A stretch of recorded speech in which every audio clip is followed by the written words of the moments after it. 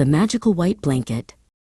In a cozy little house lived a curious girl named Lily. She loved looking out her window, especially in winter.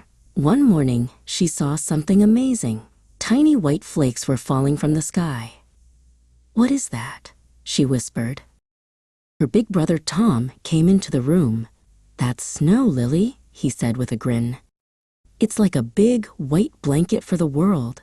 Lily's eyes grew wide with excitement. Soon, the whole world outside was covered in white. The trees, the grass, and even the little birdhouse wore a soft white hat. It was so quiet and peaceful. "Let's go play," shouted Tom. They put on their warm coats, hats, and mittens. The snow was soft and cold on Lily's hands. She giggled as she made a snowball. They decided to build a snowman. Tom rolled a big ball of snow for the bottom. Lily rolled a smaller one for the middle. It was hard work, but so much fun.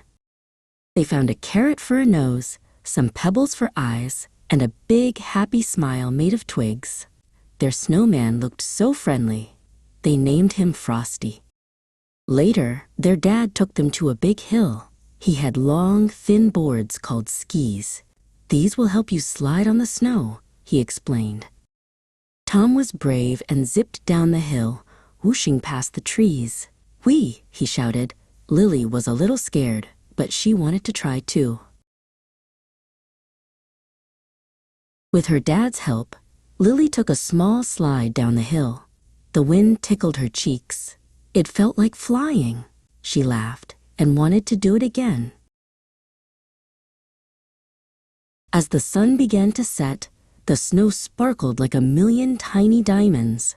Lily thought snow was the most magical thing in the world. She couldn't wait for the next snowy day.